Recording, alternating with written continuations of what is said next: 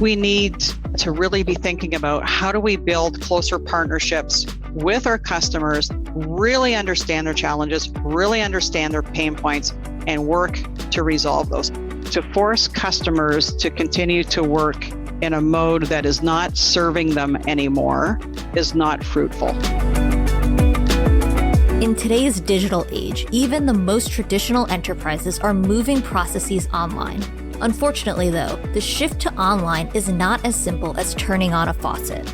Wolseley Canada is a leading wholesale distributor of plumbing, HVACR, and waterworks products and earns more than $1 billion of revenue each year.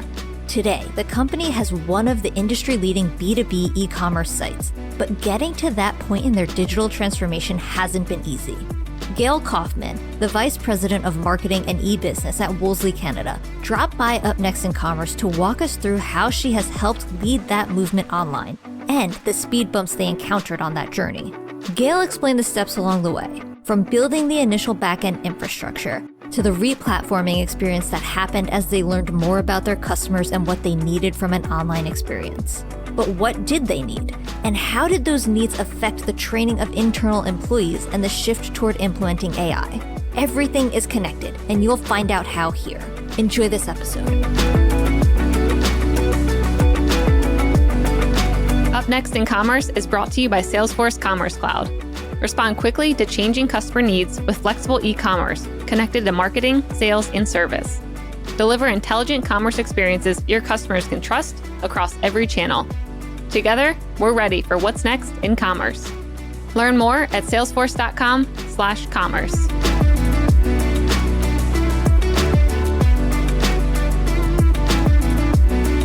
Welcome to Up Next in Commerce. This is your host, Stephanie Postles, co-founder of Mission.org. And today I have Gail Kaufman on the show, the Vice President of Marketing and eBusiness at Wolseley Canada. Gail, welcome. Hi, Stephanie. Thank you so much. Glad to be here. Yeah, I'm really excited to have you. It feels like you're so far away. Where are you calling in from? I am calling you from Burlington, Ontario, which is just about a half an hour southwest of Toronto. Ooh, I think you're our first guest on the show that's calling in from that area. What's the weather like? Perfect. It's beautiful out. We had a little rain last night. It's cooled down a little bit, but we've definitely been experiencing some very, what I would call South Florida weather recently. So, ooh, rain. Something I miss here in California. My 2-year-old always asks, like, when will it rain? And he always brings out his umbrella. I'm like, I don't know. Don't ask me.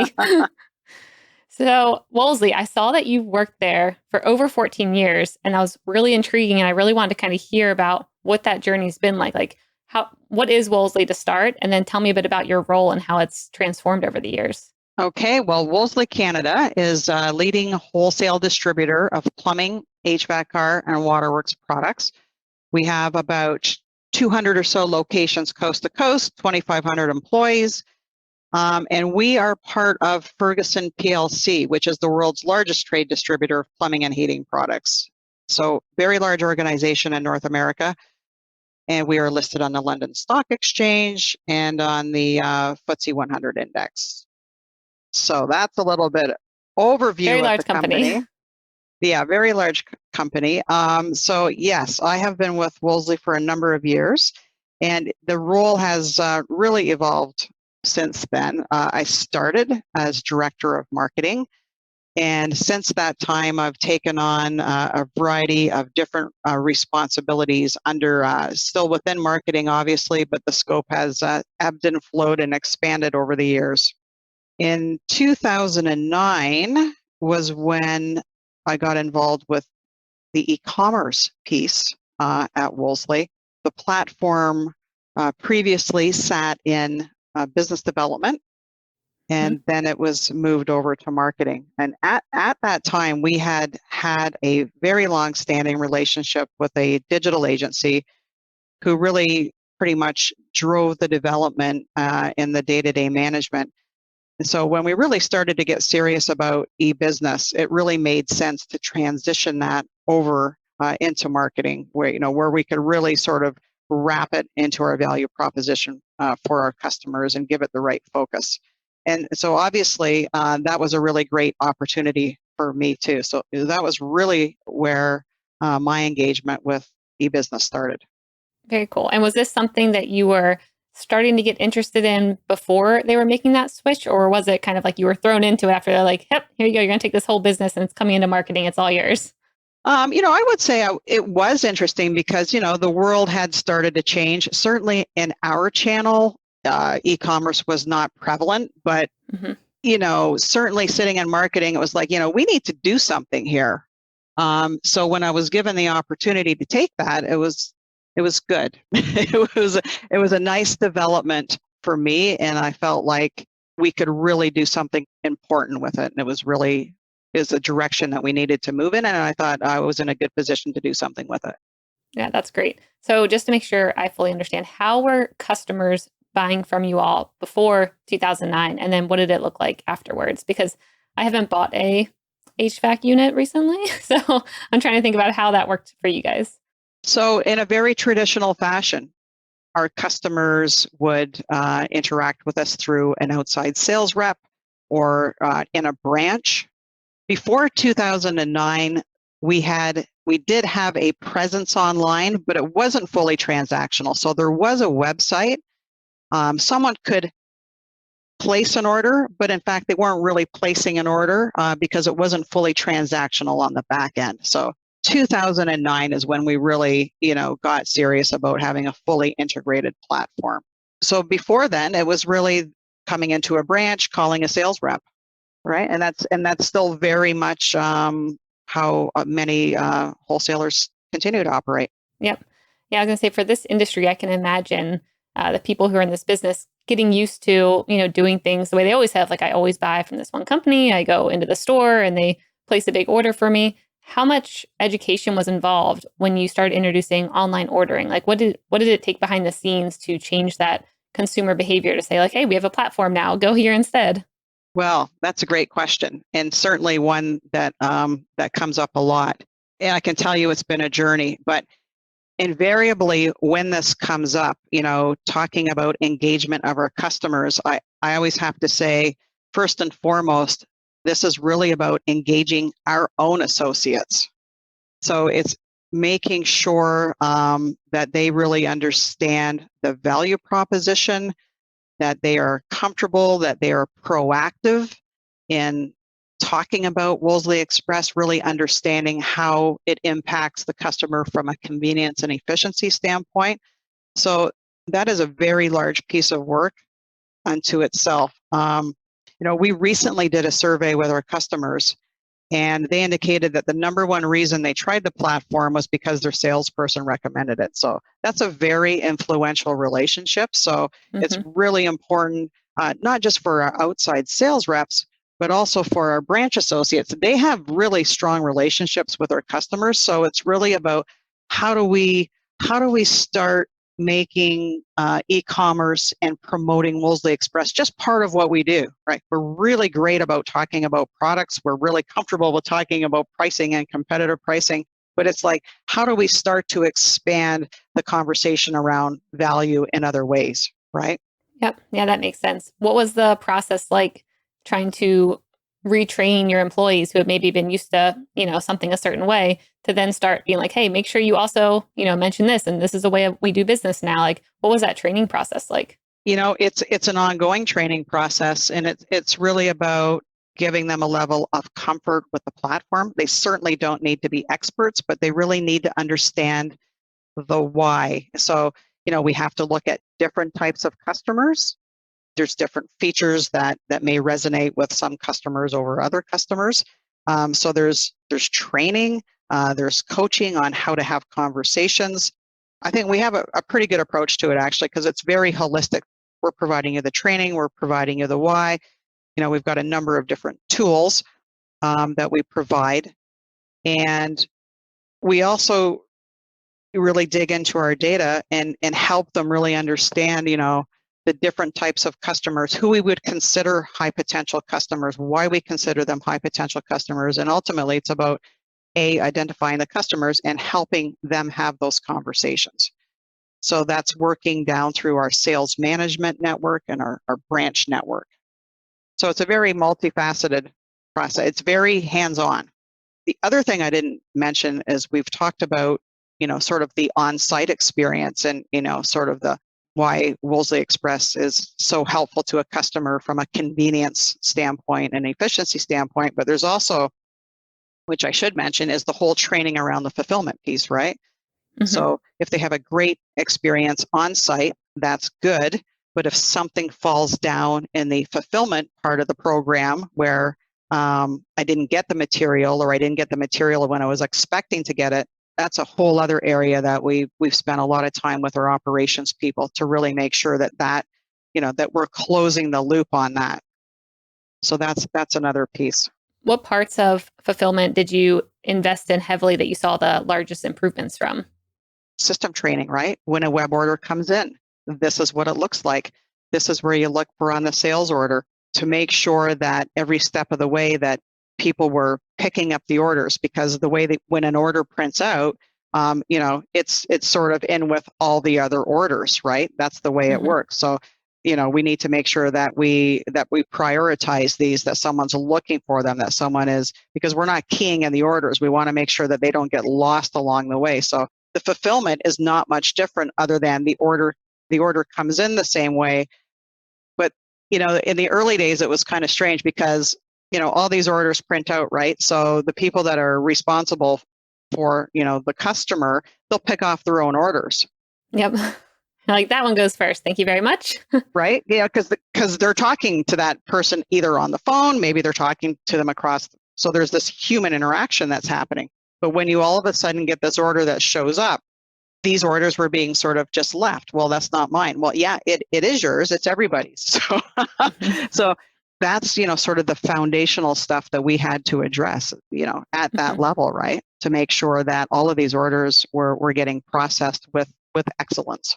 So when I think about wholesalers and industrial wholesalers, I don't really think about typical companies investing a lot in like the user experience and making sure, you were mentioning like convenience and having a good user experience on the site.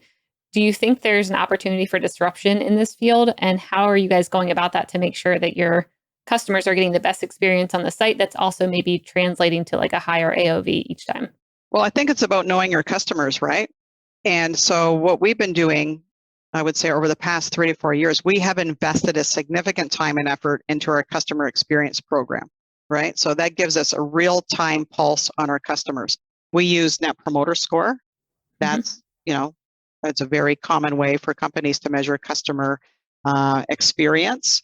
So we are always constantly looking at NPS, reporting on it. We have a wealth of insights that we derive from that. And then we take all of that feedback. Of course, some of it's relating to online, some of it's not.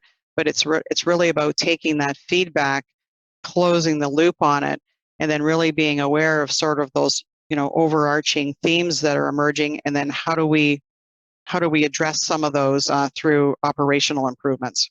Mm-hmm. Did you see any similar themes that people were giving you feedback on that maybe you weren't expecting, or it was kind of like an aha moment where you're like, oh, like 20% of our customers just said this, the same feedback. We need to implement this instantly. Like, any surprises there when doing this? I would say not a lot of surprises, but one thing that comes up from time to time, which shouldn't come up from time to time, is pricing. Mm-hmm. So, we may get customers that will say, well, I checked on Wolseley Express and, I can always get a better deal when I go to your branch. That should never happen.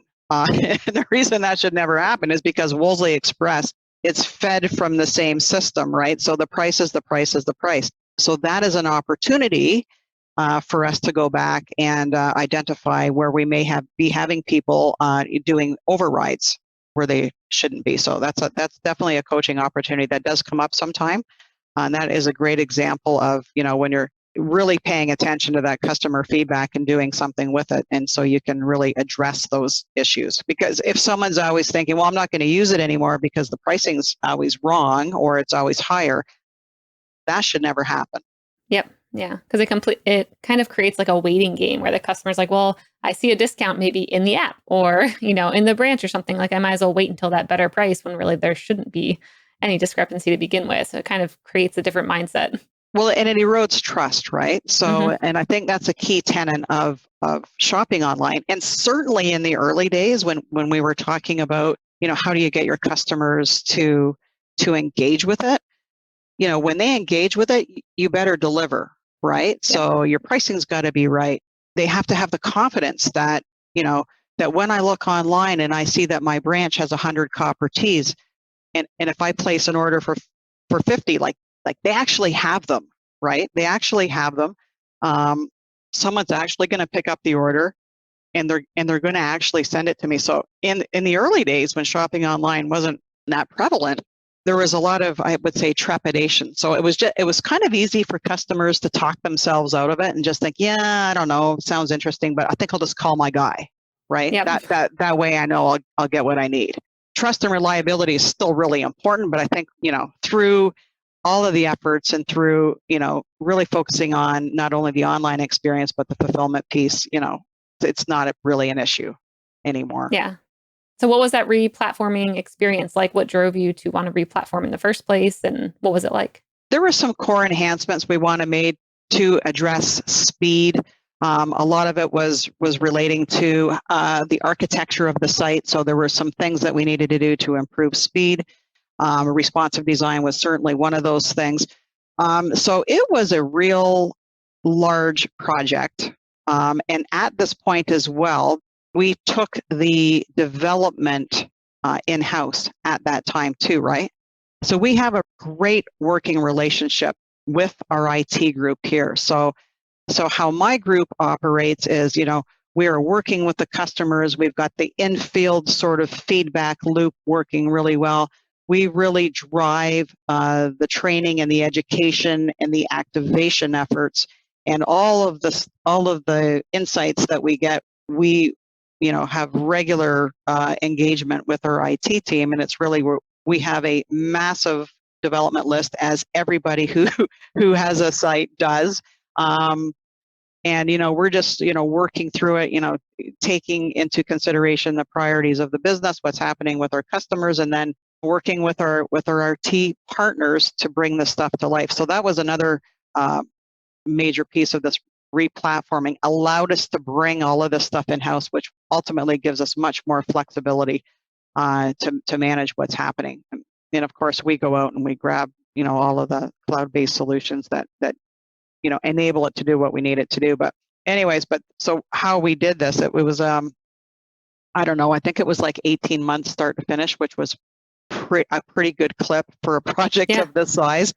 Yeah. And then, of course, became the re-education process, again, starting internally. So we did a coast-to-coast roadshow, and I think we had about 8 different markets where we went into and really, try to do some pretty in-depth workshops with our own teams, so to really give them insight into what the changes were, most importantly, why we were doing them and what this meant for our customers, which was all good news.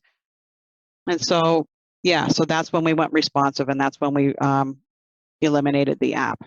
Very cool. So earlier we were talking about, replatforming and all that. Is there anything that you changed where you're like, this had the biggest driver of, results or conversions or something, like any technologies you implemented or that you built in-house, or anything during the replatforming process that you can attribute to having the most impact on the business?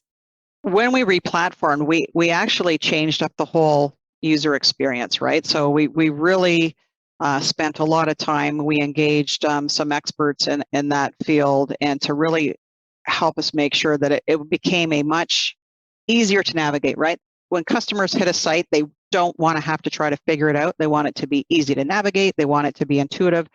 So I would say how we organize the information. One of the things we did, we created a My Wolseley page. So when you come into the site, My Wolseley page is all there, and it's really well organized. It shows all your quotes, all of your previous orders.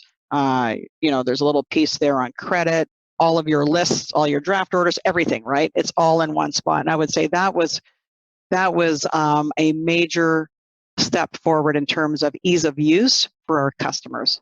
So that I would call that out as one major thing.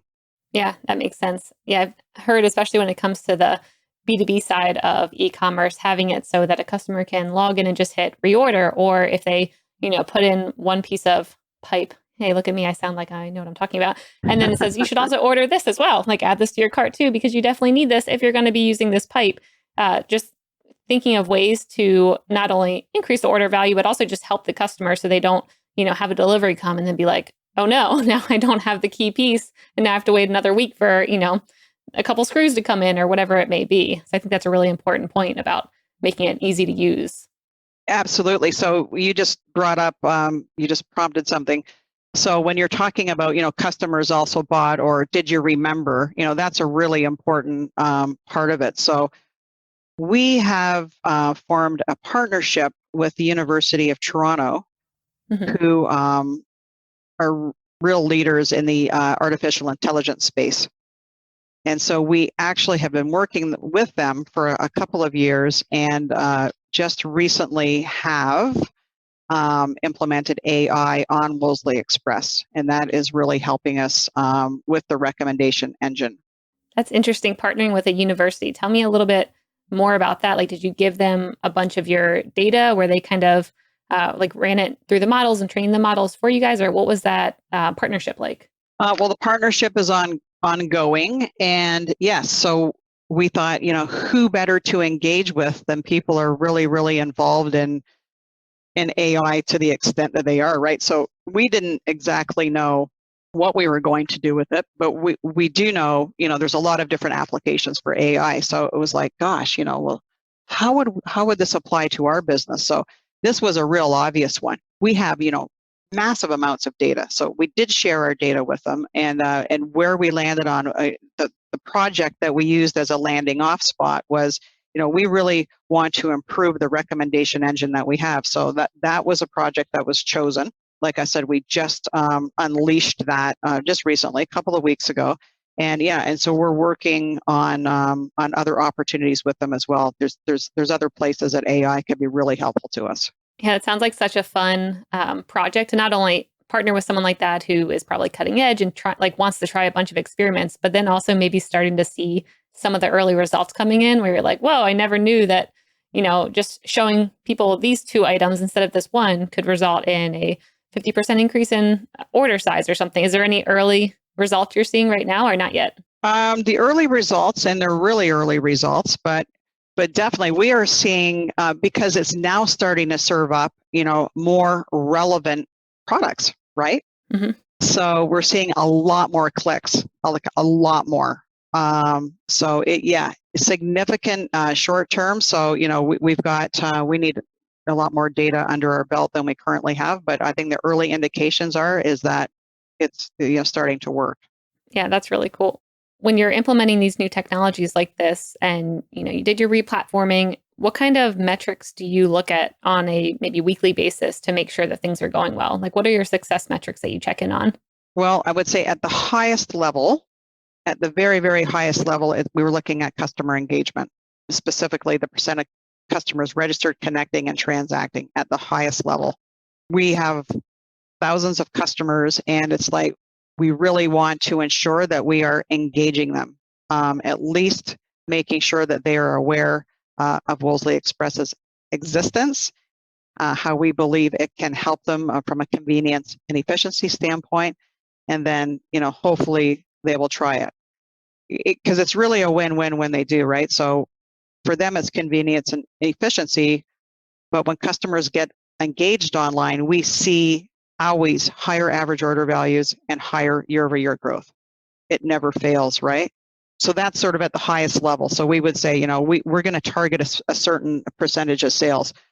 Now, we're getting a little more nuanced with that. So, we've improved our site analytics. So, looking through our site analytics, transactional data, segmentation data, we're really getting very, very granular. And again, working through our whole sort of ecosystem here at Wolseley and all of what Google Analytics has to offer. But we're really going to understand at a granular level what customers are taking advantage of, what features.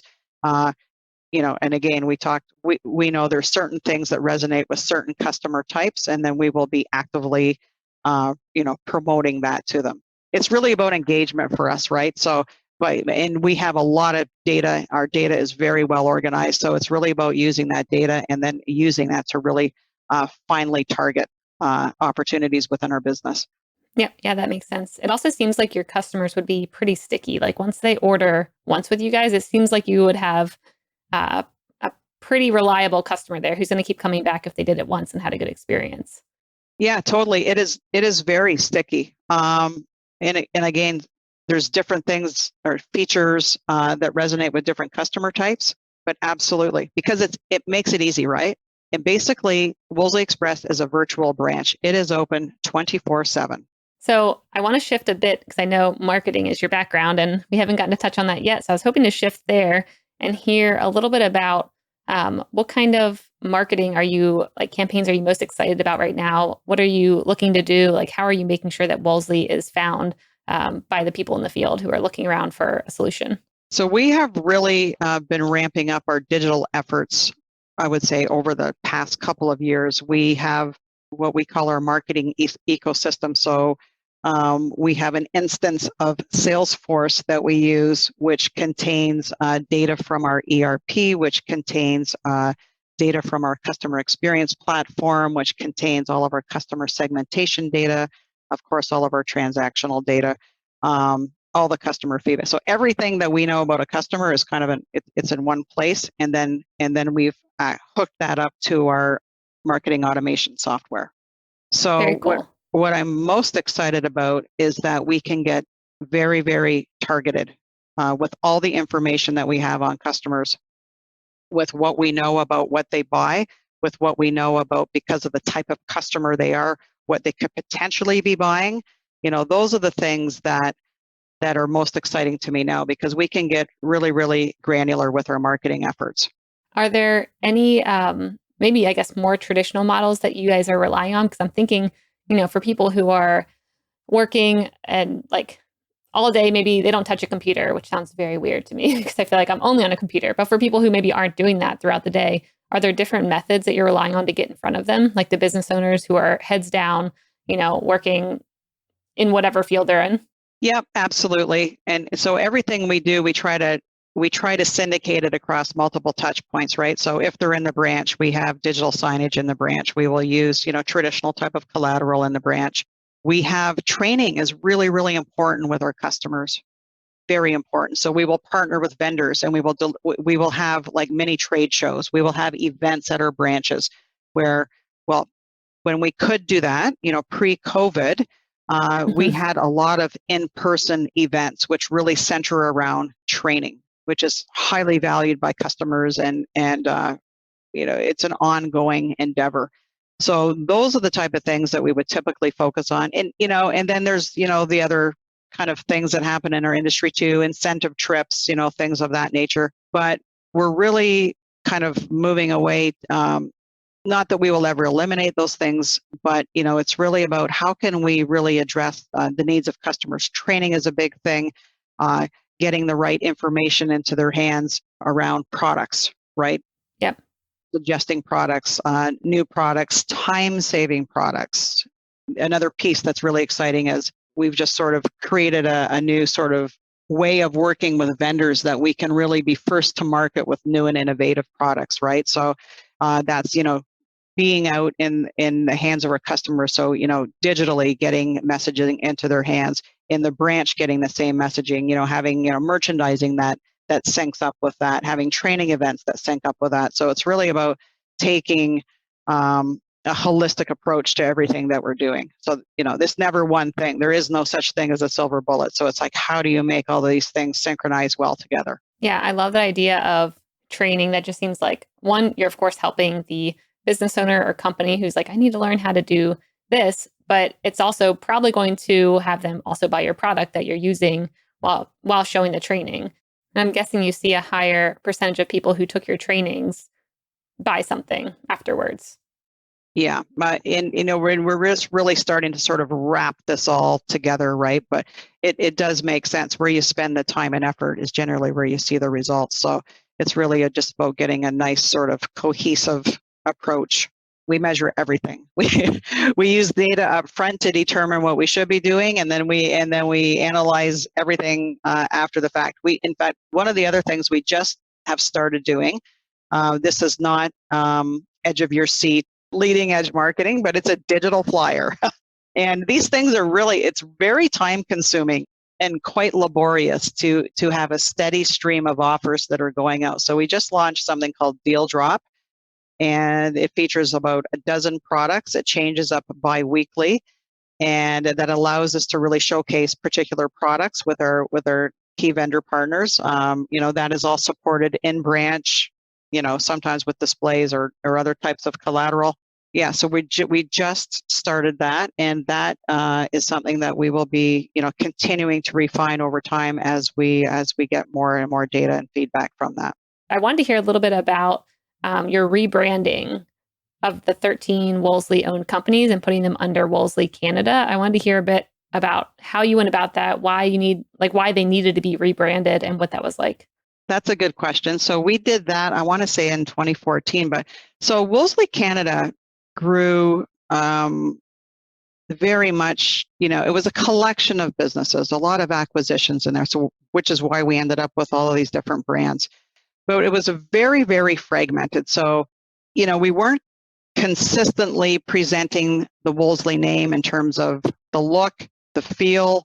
Everything was very disjointed. So we said, okay, now is the time to clean this all up, to really tell the Wolseley story, make sure we're presenting it appropriately, that we're making sure everyone can talk to the brand, and that we can really maintain the integrity of the messaging, the look and the feel. So we had worked through several concepts in terms of, what would this look like? And a lot of the effort was really around signage. There was a large signage component to it, so all of the things that you would see in a branch. So the signage on the branch, we introduced window wrappings, trucks, vehicles on the road.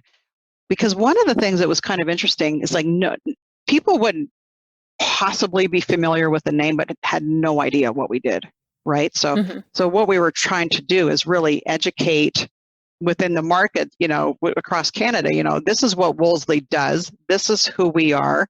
So we ended up coming up with a very simple sort of approach, framework. So how do we identify our businesses? So always the big Wolseley, always the big W. And then we used a very simple sort of approach to, this is a waterworks branch, this is an industrial branch, this is a plumbing branch, this is an HVAC branch. So we wanted a nice umbrella system, something very simple that would allow all of our businesses to tuck under it, but maintain that consistency. So we came up with the branding system in conjunction with an agency, a lot of collaboration with the executive team at the time to really make sure that we came up with the right program. And then it really became working very closely with our businesses, first and foremost, to execute something of this scale. So, finding partners in the regions, working very closely with our real estate team here. And, we had a very good project plan, and we got this project done. And again, I think it was within 12 months. It happened. Wow. We got it done pretty quickly, pretty well organized, paid a lot of attention to the communications. We had to manage through all that kind of logistics with it. And of course, our customers, making sure that our customers understood what was going on. And at the end of the day, they were still going to be getting the same great service from the people that they knew and loved. So nothing was really going to change from a service perspective. But that was a concern, right? And it was interesting because, we had long-term employees that worked for some of the companies that were rebranding. So it was really, I would say there was a really emotional component with that. You're taking away the company that I work for, but even though they worked for Wolseley and they had for, 20 or 25 years in some cases. So we had to sort of manage through that emotional component too. And so at the end of the day, it was a very large project, but it came off beautifully. And, I think a really nice sort of happening after this was our counterparts in the UK went through a similar exercise a couple of years ago, and they ended up adopting our branding. Oh, interesting. Yeah, for Wolseley UK. So that was nice. It kind of reminds me of the reverse of, you hear this trend right now of the unbundling of everything. I don't know if you've heard about this, but it started with like Craigslist and how Craigslist got unbundled, and they highlighted like this part's next door, this part is Tinder, this part, they were like pulling about how like Craigslist got unbundled, and now it's happening with Reddit. And it sounds like you guys actually kind of took the reverse direction of bundling up your offerings to make it more cohesive. So there's not like a dozen websites out there where it's like plumbing, you go here, and HVAC, you go here. Right. Were there any lessons that you would remember or that you would advise someone who's maybe thinking about this like similarly?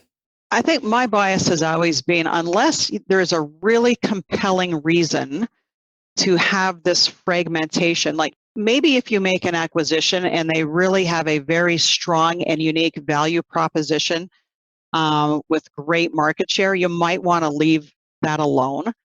We talk often about, one Wolseley, and that's really about creating more cohesion within our business units too, right? So an example of that is how over the last few years, 2 or 3 in particular, there's been a lot of progress made. So if you think about plumbing contractors, they often do HVAC as well, right? Those are 2 things that often coexist. So why are we making them go to 2 different places? Why can't they just come into one place, get everything they need, one transaction? It's easy, right?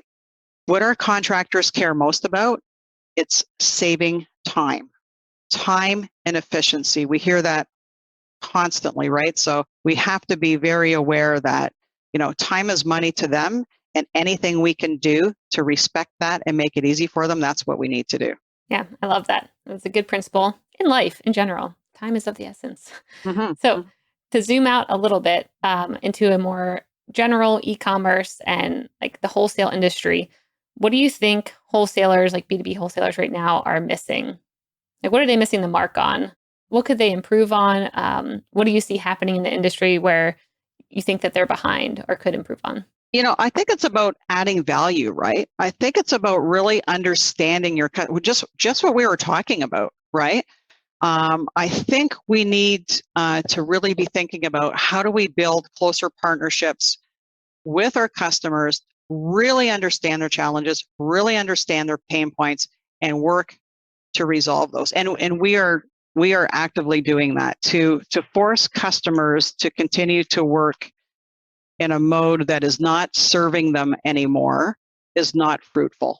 So for example, in our industry, there's a labor shortage.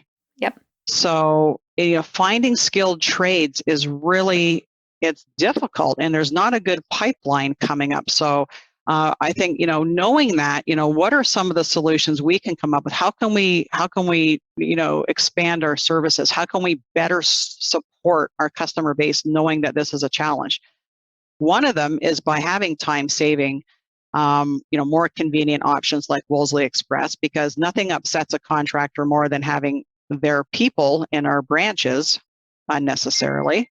So it's like, how do we really understand our customers' experience, and how can we best help resolve that? So I think e-commerce certainly solves a lot of things, doesn't solve everything because we have various touch points with the customer, but I think that's a key thing.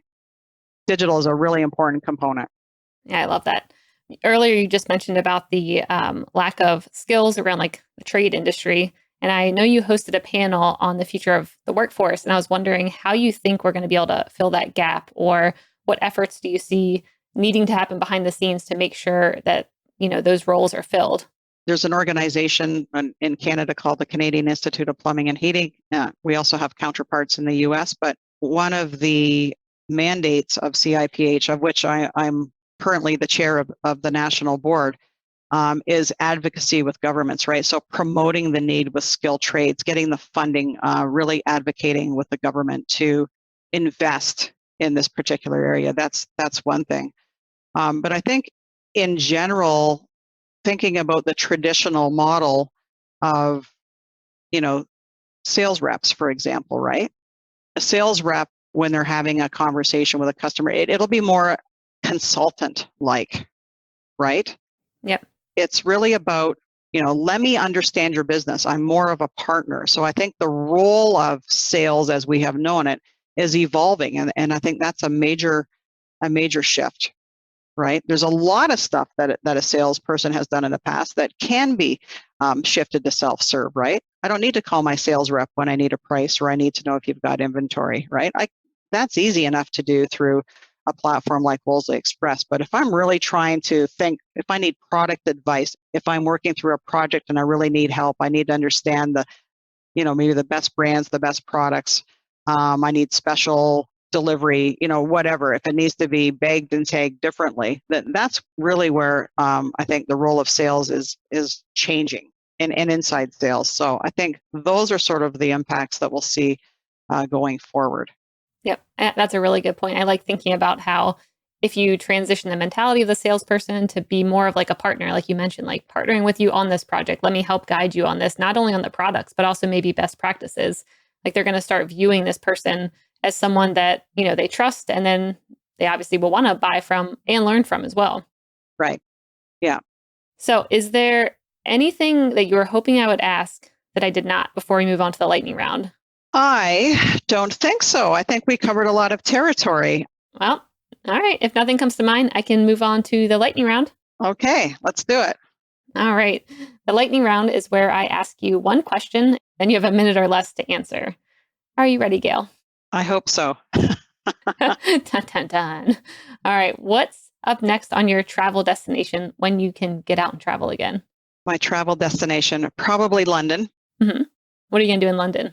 Well, let me tell you about the last time I was in London, and that's what I would like to replicate. So the last time I was in London, I've always wanted to see a concert in the Royal Albert Hall. And specifically, Ooh. I always wanted to see Eric Clapton at the Royal Albert Hall. Uh-huh. So I will be looking to see another concert someplace in the UK. Oh, fun. Hopefully soon. All right. If you were to have a podcast, what would the topic be about? And who would be your first guest? Oh, my goodness. It would probably be music related because I'm a huge music fan. So if I was going to have a podcast, I would probably want to speak to someone whose music that I enjoy, and I may want to speak to someone like Joe Bonamassa. There you go. I would listen to that. That sounds great. What's up next on your reading list?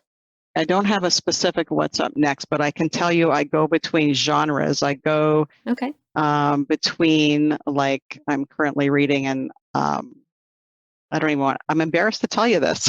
I really want to hear it. I am rereading because I love music. I love blues and blues rock music. So I met an author recently who wrote about Stevie Ray Vaughan, and I read that book, and same author co-authored a book on the Allman Brothers, which I'm currently rereading. So I go between that type of thing to business books, to self-help books periodically. So I have a few things in rotation, and every now and then I'll just throw in some candy fiction, beach read like that type of stuff. Yeah.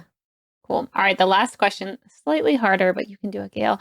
What one thing will have the biggest impact on e-commerce in the next year? Oh, gosh. Okay. So I don't know if I can answer this in a minute.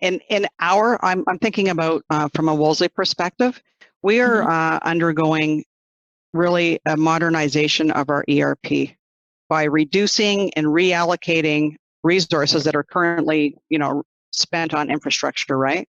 So we're transitioning our whole omni-channel to more of a headless architecture. So I think, there's some really exciting things happening around data, moving to a new master data management system where we've got one version of the truth that feeds all of our systems, all of our channels. So that, as we go along that journey, that is going to have an incredible impact on us. I think so that, and I think some learnings from COVID too have been really, really great. So I think one of the learnings that we've taken from COVID is obviously we've seen a bump in our online engagement, but we didn't really anticipate the power of curbside. We always had express pickup, but curbside, like, we never asked customers, would you rather not ever come into a branch? But when we were forced to lock our customers out of our branches, fortunately, we were still able to serve customers because we were deemed essential. But it has been amazing, the customer's response to curbside. So now we are really looking to formalize curbside, right? To make sure that we are executing it consistently across the country and providing a high quality of service every time. And this has implications for, the ability to text into the branch and, have the parking spots available and all that kind of stuff. So I think that is a big development for us in, formalizing it in the coming months. Ooh, that's a really good one. And it's contactless. So, we've been learning, more about this over the last, 3 months. So, yeah. Yeah, I like that one. It brings so many questions into my mind about like, what do these branches look like? Do you even need, branches that are customer friendly if people aren't really going in them anymore? And like you said, how does that flow of traffic look like? Like so many things that could change and efficiencies that could maybe be gained from all of that. Absolutely. We're always thinking about, about our branch network and opportunities to sort of change that up, so that's always something that's under examination. But I think now we are being even a little more bold about how we're thinking about it. What is going to happen in a branch is going to be compelling enough to have a customer come in, and how do we want to use that space differently? Well, it sounds like we will have to bring you back for a round 2 then, once you guys have figured that out. Well, Gail, this has been such a pleasure having you on the show. Where can people find out more about you and Wolseley? I would encourage you to visit our website, wolseleyinc.ca. Cool. Thanks so much for coming on. And like I said, we'll have to have you back. This was a blast. Thank you for having me. Much appreciated.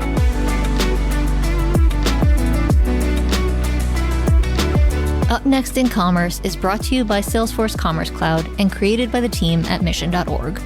Subscribe now at Apple Podcasts or wherever you listen to podcasts.